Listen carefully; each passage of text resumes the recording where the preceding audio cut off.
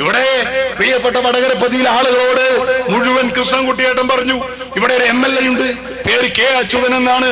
ഇയാള് ഇനിയും ഇവിടുത്തെ MLA ആയ ഈ നാട്ടിൽ ആർക്കും വെള്ളം കൊടുക്കില്ല എന്ന് പറഞ്ഞു.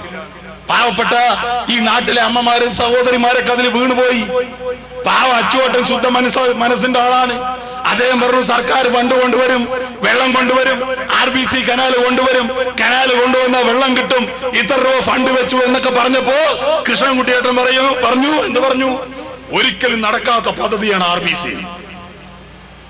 പാവം പള്ളിയിലെ അച്ഛനെയും ഒരു വഴിക്കാക്കിയില്ലപ്പോ അച്ഛനോട് എന്താ പറഞ്ഞത്?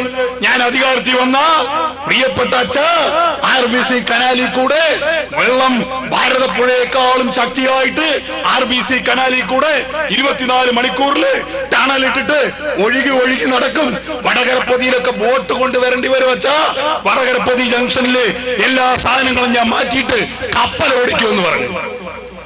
ഇവിടെ ചങ്ങാതി RBC കനാലിന്റെ പണി അച്യുതേട്ടൻ MLA ആയിരുന്നതിന് ശേഷം താങ്കൾ 2 തവണ ഈ നാടിന്റെ MLA ആയിരുന്നില്ലേ?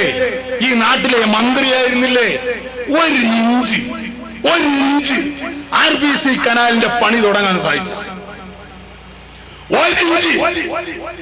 പോട്ടെ, കപ്പൽ ഓടിക്കണ്ട, ബോട്ട് ഓടിക്കണ്ട.